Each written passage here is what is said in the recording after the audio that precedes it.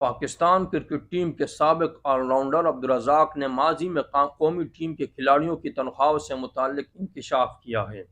حال ہی میں ایک پوڈ کاسٹ میں شرکت کے دوران میزبان نے آل راؤنڈر سے سوال کیا کہ آپ نے لیگ سے زیادہ پیسے کمائے یا قومی کرکٹ ٹیم سے؟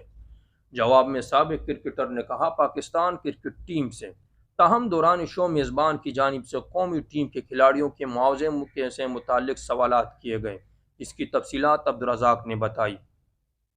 سابق کرکٹر نے کہا 1996 میں میرے ڈیبیو کے زمانے میں ون ڈے اور ٹیسٹ میچ کافی زیادہ کھیلے جاتے تھے اور 1999 میں ہمیں 10,000 فی میچ معاوضہ ملا کرتا تھا۔ بعد ازاں 2000 میں اس میں بڑا اضافہ ہوا اور ہمیں 2.5 لاکھ روپے ملنے لگے، جبکہ بھارت میں اس وقت فرسٹ کلاس کرکٹ ٹیم کے لیے بہت زیادہ رقم تھی، وہ ایک میچ کا 1 لاکھ یا 1.5 لاکھ روپے لیتے تھے، جبکہ ہم انٹرنیشنل میں 10,000 لے رہے تھے۔ عبدالرزاق نے مزید کہا کہ ہم لوگ ایک سال میں اوسطاً 30 سے 35 ون ڈے اور تقریباً 9 یا 10 ٹیسٹ میچ کھیلتے تھے۔ ہماری ساری کمائی پاکستانی ٹیم سے ہوتی تھی۔ اچھی بات یہ تھی کہ عزت تھی۔ انہوں نے بتایا کہ 2001 سے قبل کوئی سینٹرل کانٹریکٹ نہیں ہوا کرتا تھا۔